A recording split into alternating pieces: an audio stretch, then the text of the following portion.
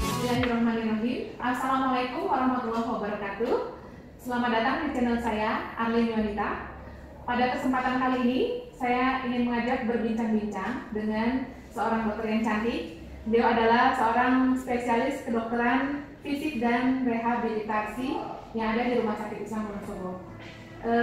Kita perkenalkan, beliau adalah Dr. Evi Natalia, spesialis kedokteran fisik dan rehabilitasi. Maaf dok, SPKFR biasa menyingkat, tapi nggak hafal panjangannya.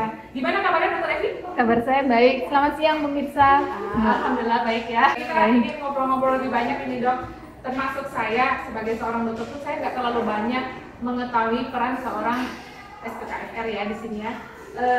Saya ingin tahu di bidang dokter itu bekerja sama dengan unit mana saja di rumah sakit? Rehabilitasi medik sendiri. Dulu kan kita disebutnya SPRM ya Bu, spesialis rehabilitasi medik. Saat ini diganti dengan kedokteran fisik dan rehabilitasi. Jadi kita lebih berperan dalam proses rehabilitasi pasien-pasien pasca akut, terutama pada pasien stroke.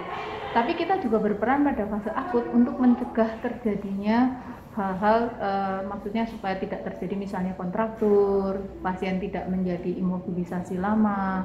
Kita lakukan pada fase-fase yang akut. Kita bekerja sama dengan hampir semua bidang, terutama 4 besar seperti bedah, anak, obgyn, dalam. Ya. Tapi yang kalau untuk bidang kecil, terutama yang bekerja sama adalah neuro saraf, bagian saraf ya pemirsa ya. Ya, jadi saraf. prinsipnya adalah seorang SPKFR itu di semua bagian dokter-dokter spesialis ada kerjasamanya kecuali satu pemirsa, yaitu di bagian forensik ya. Itu tidak mungkin karena pasiennya sudah meninggal Bu. Pasiennya sudah meninggal ya. Jadi hanya untuk pasien-pasien pada 2 fase, pertama fase akut, kedua pada fase kroniknya ya dok ya. Yeah. Jadi kronik ini kan nanti akan berkelanjutan gitu ya di rumah. Yang kronik biasanya berkelanjutan, terutama untuk edukasi pasien saat setelah dia pulang dari rumah sakit dan setelah dia rawat jalan, terutama misalnya kayak pasien stroke kan biasanya ada mengalami kelumpuhan separuh sehingga dia harus tetap keluarga terutama yang harus diedukasi supaya tidak menjadi pasien jadi kontraktur. Nanti kita bahas lebih rinci lagi ya dok. Jadi banyak penyakit-penyakit yang ternyata bisa dibantu oleh beliau Dr. Evi dan teman-teman di bagian fisioterapi ya dok ya. Iya. Misalnya kita mulai dari bagian anak dulu nih dok ya. Kasus terbanyak di bagian anak yang konsul dengan dokter, kasus apa aja dok? Saat ini karena di sini masa pandemi ya Bu ya, yang terbanyak saat ini yang konsul adalah pasien-pasien bronkopneumonia, terutama karena aerosol tidak dikerjakan sehingga pasien-pasien biasanya dilakukan fisioterapi. Jadi pemirsa, yang dimaksud bronkopneumonia adalah radang dari paru-paru pada anak atau bayi ya. Biasanya itu ada demam tinggi, ada sesak napas, batuk-batuk, dan anak-anak tuh masalahnya adalah mereka tidak bisa mengeluarkan riak ya dok ya. Iya, itu yang menjadi problem utama. Jadi mereka sesak yang jadi problem. Jadi kalau di bidang dokter diapain itu dok? Biasanya kan kita lakukan inframerah pada bagian torakal pasien, pada bagian dada. Itu gunanya supaya mengurangi inflamasi. Nah, setelah kita lakukan inframerah, biasanya kita lakukan postural drainase. Karena posisi-posisi tertentu itu sangat mempengaruhi supaya lendirnya mudah keluar. Biasanya kita suruh ibunya menggendong, kemudian kita suruh tepuk-tepuk gitu ya. Itu namanya vibration atau kalau pungnya dari punggung sampai pangkat atau punggung aja? Menurut pupnya biasanya dari daerah mulai dari bawah leher, bahu sampai urut dari atas ke bawah. Tangannya bukan kayak nampar ya pemirsa, begini ya. Tangannya harus seperti ini, karena kalau menampar nanti pastinya sakit. Jadi tangannya sakit, seperti sungkup, jadi dipuk-puk. Ya. Walaupun bunyinya keras, tapi itu tidak nyeri. Dan itu biasanya nanti harus dilakukan juga saat setelah pasien pulang. Biasanya kita edukasi ibu pasien untuk melakukan di rumah dengan bajunya dibuka, pasiennya ditelungkupkan, dijemur kira-kira 10-15 menit dan waktu yang terbaik adalah sekitar pukul 8 sampai pukul 9. Oh gitu. Sesuai jadi dengan semua jam ya pemirsa, jangan jam 12 siang. Itu jemur kerupuk kalau jam 12 siang ya. Kosong semua nanti itu. Ya, jadi jam yang sinar mataharinya masih lembut ya dok ya, jam 8 sampai jam 10 ya, selama 10 menit sampai 10 sampai 15 menit, tidak usah terlalu lama karena ini kan fungsinya hanya untuk supaya menghangatkan, supaya pada saat kalau misalnya ada lendir di pasien itu lebih mudah keluar. Lebih mudah keluar. Terus mengenai bajunya gimana? Dia harus dilepas saja pada saat dijemur. Kenapa juga hanya 10 sampai 15 menit? Karena baju pasien itu sebaiknya dilepas, kemudian pasien kita terungkupkan supaya paru-paru rongga paru lebih melebar seperti saat ini yang mungkin Dokter Arlin sebagai dokter penyakit dalam posisi prone ya Bu. Iya. Itu kita telungkupkan, kemudian telungkupkan di tangan sini boleh atau di paha Ibu, kita tepuk-tepuk dari atas sampai bawah. Itu biasanya nanti pasien kalau anak kecil karena dia tidak bisa mengeluarkan lendir biasanya muntah. Oh gitu, jadi nggak apa-apa ya kalau muntah, nggak usah khawatir. Tidak usah khawatir. Nggak usah khawatir karena itu memang efek yang diharapkan, muntahnya berupa lendir tadi ya dok ya. Muntahnya diharapkan berupa lendir karena kalau sesudah pasien kita tepuk-tepuk biasanya dan di postural drainase itu lendir akan lebih mudah keluar karena dia akan kan mengalir ke atas Bu. Iya. Jadi dia lebih mudah keluar. Posisi pronasi tadi atau ketuk tadi selama 10 sampai 15 menit atau kadang ditelentangkan? Sampai 10 menit itu ditelungkupkan. Telungkupkan terus, ya gitu. Kecuali pasien pada saat ditelungkupkan ada sesak atau pasien tiba-tiba terbatuk-batuk saat ditelungkupkan, maka pasien langsung ibu gendong ditempelkan ke atas, diberdirikan. Oh gitu. Sambil tetap ditepuk-tepuk. Sambil tetap ditepuk-tepuk gini. Karena kalau misalnya kita langsung terlentang, itu malah bisa menyumbat saluran nafas. Oh gitu. Jadi lendir yang tadinya setelah dihangatkan dia akan keluar, ternyata kalau kita terlentangan jadi nutup lagi ya dok, itu malah bisa bikin tambah sesak ya. Oke gitu ya pemirsa. Jadi harus ditelungkupkan, tidak perlu lama-lama, 10 sampai 15 menit saja dan pada jam matahari masih lembut. Gitu ya dok. Oke, kalau untuk kasus anak yang lain, saya tahu tuh misalnya kasus cerebral palsy ya dok. Ya, jadi secara umum biasanya kita kelompokkan global developmental delay, keterlambatan perkembangan pada anak.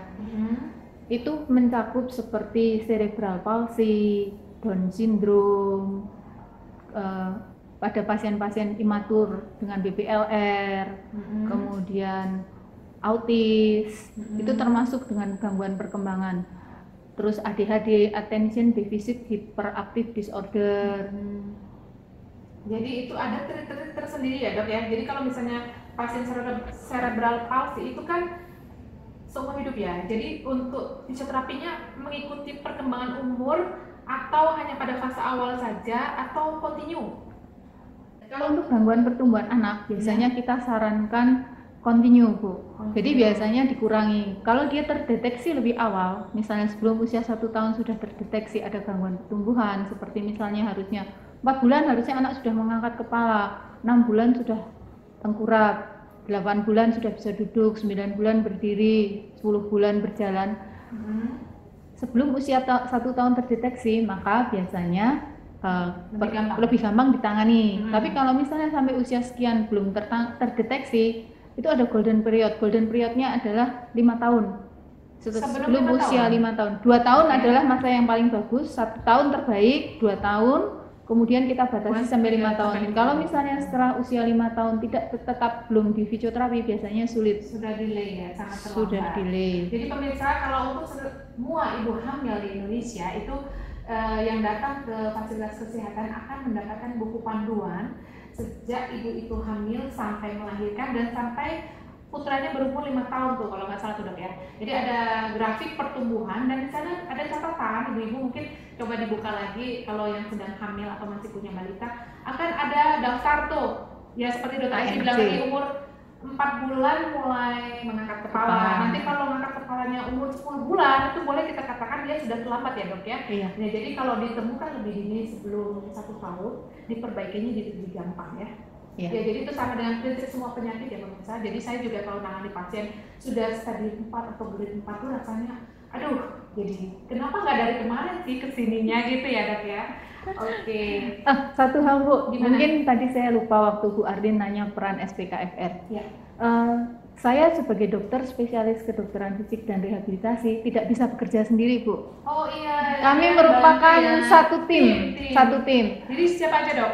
Tim kami itu terdiri dari fisioterapis, Fisioterapis, ya. kemudian ada terapis wicara, kemudian ada okupasi terapi. Okupasi terapi. Okupasi terapi itu untuk melatih pasien misalnya belum bisa menulis, belum bisa membaca, itu okupasi terapi.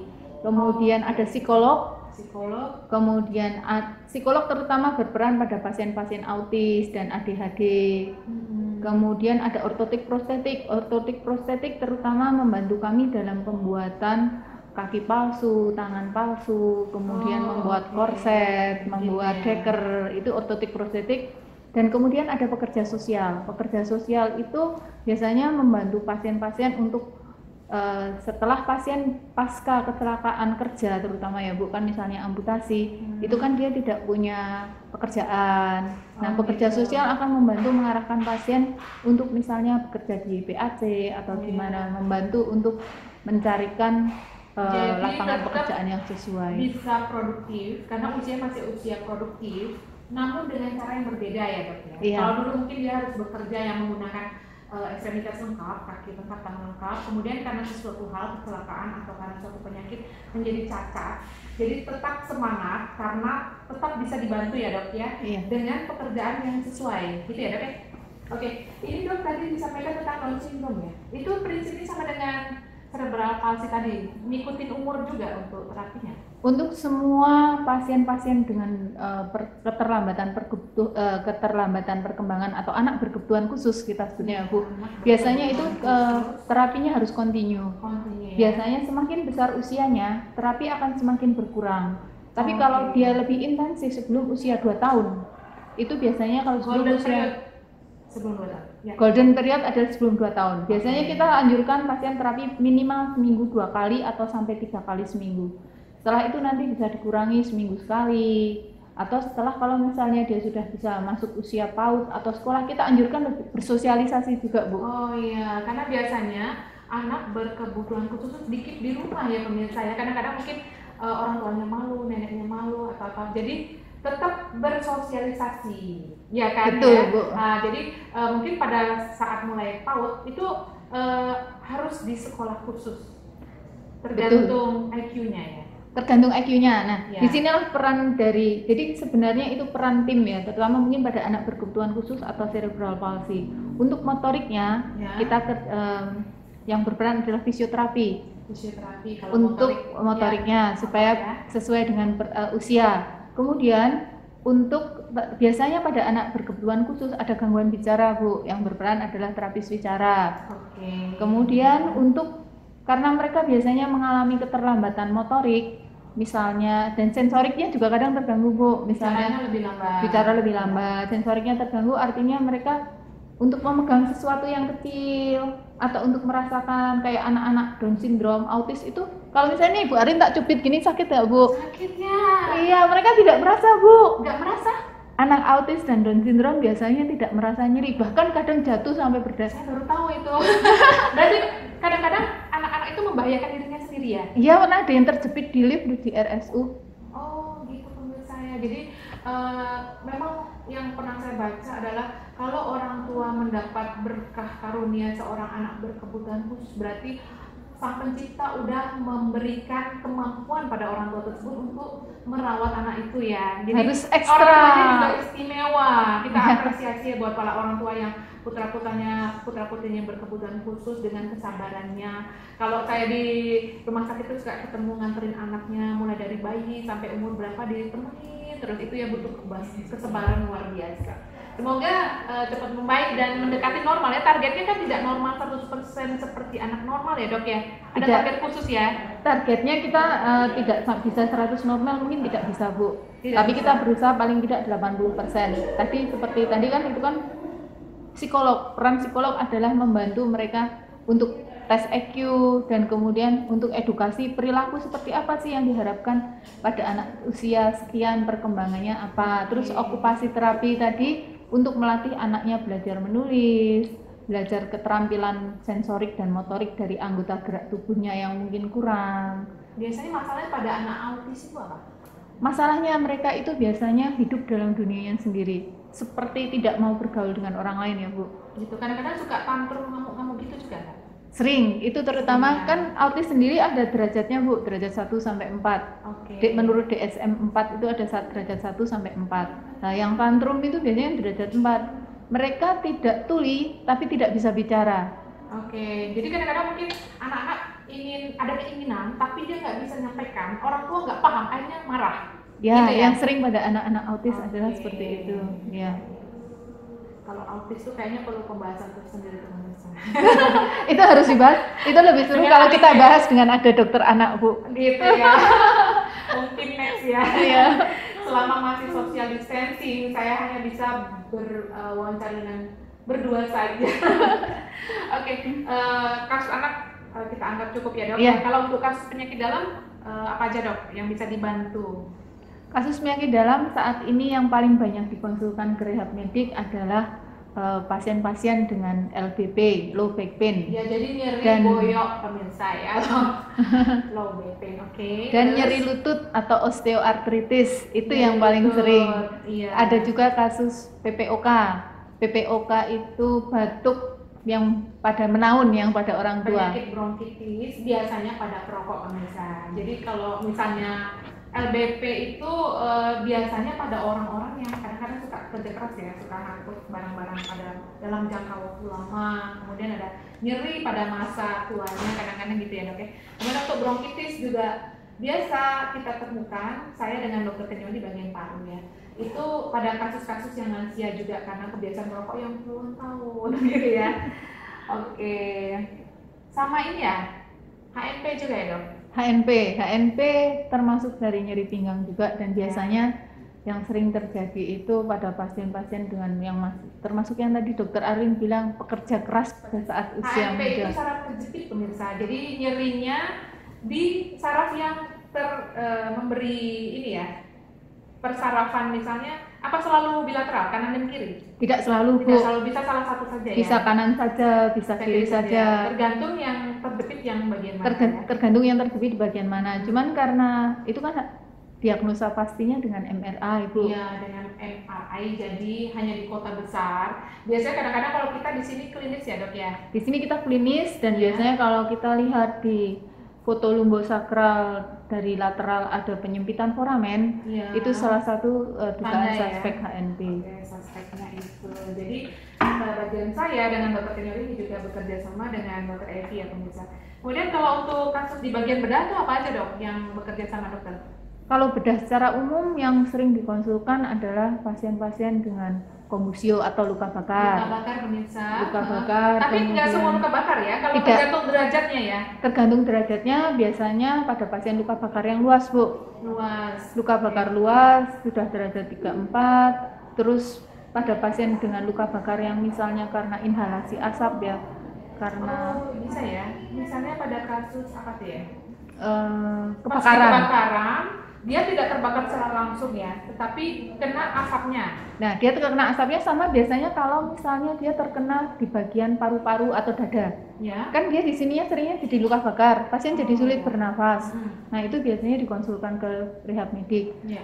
Untuk mencegah kontraktur terutama dan juga untuk biasanya untuk latihan pernafasan. Oh gitu, pernafasan yang efektif ya, karena pernafasan yang efektif. Jadi kan, jadi ini maksudnya kontraktur itu pemirsa, kalau ada luka bakar, maka otot-otot di sana akan mengerut gitu ya. Jadi akan sulit menggerakkan sendi-sendinya ya Dok ya. Iya. Dan termasuk untuk otot-otot pernafasan juga begitu, karena harusnya kita bisa narik nafas dengan mengeluarkan nafas tanpa merasa nyeri. Pada pasien luka bakar terutama yang di bagian dada ya Dok ya, akan mengalami hal seperti ini ya Dok ya. Iya, terutama karena dia kan kalau pada pasien luka bakar kan terjadi apa ya, kayak keloid. Keloid itu jaringan parut pemirsa, ya. Tapi luas karena luka bakarnya luas ya. Jadi betul nanti, Bu. Ya gitu ya. Ya. Jadi harus, karena luka bakar ini kan dia membaik betul kalau transplantasi kulit. Tetapi sebagian besar tidak dilakukan itu. Jadi kontraktur itu selalu mengancam setiap saat. Jadi akan menjadi cacat pada fase berikutnya ya Dok ya. Misalnya luka bakar di tangan nih, nanti lama-lama ini mengkerut, dia tidak bisa menggerakkan seperti ini ya. Dan berarti harus seumur hidup itu ya. Betul Bu. Jadi biasanya kalau misalnya pada pasien-pasien luka bakar, kalau dia tidak dilatih dari awal, sulit nanti. Biasanya sulit, biasanya terjadi kontraktur misalnya di sini. Ya dia akan seperti ini terus. Iya, nanti akan jadi cacat pemirsa. Jadi akan perlu bantuan orang lain kalau seperti itu ya. Iya. Jadi paling tidak akan bisa sembuh 100% ya dok ya. Jadi paling tidak mendekati lah 80-90% dari rentang gerak sendi yang normal ya dok ya. Iya. Kira ya. Jadi dari lingkup gerak sendi kalau kita. Lingkup gerak sendi, oke. Itu berarti kaitannya banyak dengan ortopedi. Tadi itu untuk bedah umum ya Bu. Kalau untuk bedah umum itu kan luka bakar. Terus untuk pasien-pasien dengan imobilisasi lama.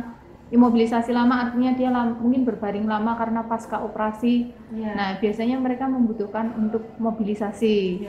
Kemudian yang itu bertahap ya dok ya? Bertahap, biasanya tetap kita lakukan bertahap. Pasien harus dilatih duduk dulu, berdiri, kemudian berjalan di seputar bed, berjalan berapa meter. Kita tes dulu juga Bu, dari vital sign-nya, nadinya sudah berapa, tensinya berapa. Karena kalau pasien langsung kita suruh latih berjalan, biasanya takutnya nggak kuat, malah bisa pingsan atau resiko. Ya jadi pemirsa, pada beberapa operasi yang dilakukan oleh dokter spesialis bedah itu kadang membutuhkan pasien bed rest dalam waktu yang lama sampai lukanya membaik. Nah, karena istirahat yang terlalu lama, kita tahu masalah penggunaan otot ya pemirsa. Jadi kalau kita tidak berjalan atau menggunakan otot itu, ototnya volume akan mengecil. Seperti misalnya pasien 10 hari tidak jalan di tempat tidur toh, itu kalau tidak dilatih otot betisnya akan mengkerut. Dan dia untuk berjalan lagi perlu waktu lebih lama lagi ya dok ya. Jadi perlu fase ya. Ada fasenya, langkah-langkahnya. Ya, jadi nggak langsung lompat lari gitu ya. Apalagi jatuh. Oke, jadi tetap perlu tahapan. Untuk yang pertama adalah duduk dulu dan tidak dibantu gitu ya. Atau yang pertama dibantu dulu, yang kedua dia latihan sendiri. Pertama kita bantu dulu Bu. Biasanya kan kadang-kadang pasien kalau lama berbaring untuk duduk pun sulit ya. Biasanya kita bantu dulu, nanti suruh latihan duduk sampai kira-kira 10 menit, terus suruh duduk kakinya digerak-gerakkan. Berarti itu di pinggir tempat tidur ya? Di pinggir tempat tidur, duduk ongkang-ongkang gitu.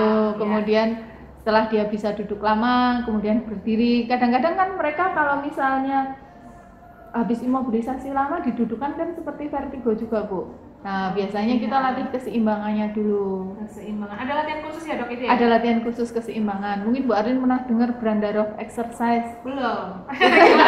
Biasanya dilakukan untuk pasien-pasien vertigo, pasien-pasien dari dokter neuro. Itu gimana tuh? Saya pengen tahu. Pasiennya kita dudukkan pasien, kita suruh latihan. Misalnya pertama mungkin cuma cukup menggerakkan mata, lihat ke atas, lihat ke samping, kanan, diputar. Biasanya kalau pasien vertigo kan digerakkan seperti itu langsung berputar-putar. Kita pegang dulu. Terus nanti fisioterapis akan membantu di belakang pasien, kita pegang di belakang, pasien akan digerakkan ke samping sampai dia menyentuh tempat tidur yang sebelah sini, kemudian menyentuh tempat tidur yang sebelah sini, kita gerakkan lagi. Setelah itu biasanya pasien pertamanya pusing Bu. Tapi setelah itu dia didudukkan lagi, terus nanti digerakkan lagi. Itu harus dibantu beberapa kali. Ada dosisnya nggak? Sehari harus berkali-kali? Biasanya karena keterbatasan, biasanya di rumah sakit fisioterapis melakukan sekali. Nanti latihan mandiri ya, jadi akan dilakukan kalau pasien sudah tidak pusing biasanya Bu. Tapi kalau misalnya pasien masih dalam kondisi pusing harus dibantu. Tidak kita edukasikan untuk itu saya dapat ilmu baru, saya baru tahu kalau namanya vertigo ada terapinya gitu ya. Biasanya pasien datang saya cuma ngasih resep aja. Oke, tadi di bagian bedah dan ortopedi. Gimana dok? Kalau ortopedi ini adalah bagian termasuk salah satu bagian yang terbanyak konsul ke rehab medik. Ya, jadi penting banget itu, harus konsul ya. Itu harus konsul karena itu kan kalau misalnya di rumah sakit pendidikan malah kita rawat bersama. Cuman karena di sini keterbatasan sarana dan prasarana, biasanya hampir semua pasien-pasien pasca orif itu dikonsulkan oleh dokter ortopedi. Jadi pasien patah tulang dipasang pen, kita istilahnya orif. Gitu ya pemirsa. Jadi yang habis dipasang pen, misalnya patah tulang, dia akan ada latihan-latihan khusus supaya fungsinya kembali ke mendekati normal gitu ya dok ya? Iya, supaya fungsinya mendekati normal. Dan yang sering kan pasien-pasien takut menggerakkan karena biasanya dia merasa, waduh nanti takut patah lagi, takut nyeri, terus nanti takut pennya lepas gitu kan? Padahal enggak loh, kan itu ada scroll serupnya ada itu ya. Jadi nggak usah khawatir ya teman-teman atau pemirsa yang punya keluarga habis patah tulang, kemudian habis dioperasi dan diorif, itu jangan takut untuk latihan. Harus Maksudnya latihan. kalau nggak latihan. Kalau yang nggak latihan, yang sering terjadi adalah terjadi kontraktur tadi, Bu. Nah, tadi ototnya tadi kecil dan itu lebih sulit lagi nanti ya. Itu lebih sulit, apalagi Ya. kalau sudah, karena misalnya pasien habis operasi 2 bulan atau 3 bulan, 1 bulan aja pasien tidak bergerak ya, Bu ya. Iya. Itu biasanya sudah mulai kaku, sudah mulai timbul kekakuan, stiffness kalau istilahnya. Kalau kontraktur artinya lebih sulit lagi bergerak. Kekakuan sendi. Oke. Jadi gitu ya. Jadi untuk yang kasus ortopedi, kalau harusnya memang sebelum operasi sudah treatment ya, Dok. Harusnya sebelum operasi sudah Kalau setelah treatment. operasi itu berapa hari? Apa baru 2 hari atau sehari udah ada terapi khusus? Tergantung dari jenis operasinya, Bu. Oke. Kalau misalnya kayak operasi, misalnya Tulang besar cuma di gitu. tulang kecil gini, Tulang justru kecil, yang tulang kecil di tangan atau di siku, bahu gitu. Biasanya itu harus langsung digerakkan, Bu. Kalau pasca orif. 1 hari setelah operasi biasanya kita sudah edukasi pasien. Gitu. Oke, Edukasi kalau nanti yang- kalau di rumah dia harus bergerak seperti apa. Kalau yang kaki biasanya tetap harus digerakkan, tapi dia tidak boleh menapak, Bu. Kalau tidak boleh menapak itu jadi ongkang-ongkang. biasanya dia ongkang-ongkang dan dia, tapi kita latih jalannya, Bu. Karena kalau latihan jalan dengan krek itu tidak betul, itu Jadi biasanya kosong, malah kadang-kadang menimbulkan posisi yang tidak betul, jadi kontraktur, jadi terjadi pasien tidak latihan. Jadi gimana tuh? Saya kurang paham. Berjalan tanpa menapak. Jadi pegangan tapi Enggak, pasien pakai krek biasanya, Bu. apa kayak gerak? Ada caranya jalan pakai krek 2. Pasiennya kalau misalnya krek kanan melangkah, maka dia kaki kiri harus di bawah belakang, terus nanti menyusul, kaki kirinya akan melangkah gitu. Mungkin nanti bisa diperagakan kalau ada di bagian fisioterapi di bawah ada krek, mungkin nanti fisioterapisnya bisa disuruh memperagakan. Oh, bisa ya, nanti kita minta tolong ya Mbak Nana ya. Ya, nanti Mbak Nana suruh meragakan cara misalnya patah di femur, di paha, tulang paha. Itu kan harus tidak boleh menapak selama 6 bulan, Bu. Oh gitu. Ya, tapi biasanya itu ada langkah-langkahnya juga. Misalnya setelah 2 bulan mulai melangkah, boleh menapak sedikit-sedikit cuma ujungnya saja. Terus nanti bertahap 30% berat badan dia boleh menapak, cuma plek gitu aja. Terus nanti sampai 50%, 70%, 100%. Oh gitu ya, ternyata ribet ya pemirsa ya. Saya kira Langsung jalan ya, Bu. nggak se-crowded itu ya. Oke deh, itu tadi di bagian bedah dan ortopedi ya, Dok ya. Iya, Jadi bedah dan ortopedi. kalau untuk ortopedi sebelum operasi bisa diterapi, pasca operasi kadang bisa cepat 1 hari atau 2 hari pasca operasi. Kalau yang tulang besar 2 hari. Tulang besar biasanya juga tetap dilatih. Kalau untuk menggerakkan lingkup gerak sendi Untuk 1 biasanya hari tetap, pasca operasi. ya, tapi biasanya kalau masih terpasang drainase tidak kita latih Belum dulu. ya. Drainase Setelah itu pemirsa, jadi ada selang untuk membuang perdarahan yang ada di dalam lokasi operasi. Jadi kalau itu masih ada, belum dilakukan terapi dari fisioterapi ya, Dok ya. belum, biasanya sih tunggu itu dilepas kita Tunggu lakukan dilepas baru latihan. mulai dilakukan. Biasanya sih nggak lama banget itu. paling Biasanya sehari 2 hari sudah dilepas. sudah dilepas ya. Oke. Soalnya yang sekarang memang prinsipnya mobilisasi itu lebih cepat, Dok. Nggak kayak dulu waktu zaman saya koas dulu ya. Mobilisasi mungkin zaman dokter juga Iya. lebih lama dulu ya. Kalau pasien tuh rasanya berbulan-bulan, bisa berbulan-bulan ya. Kalau sekarang prinsipnya lebih cepat mobilisasi lebih baik.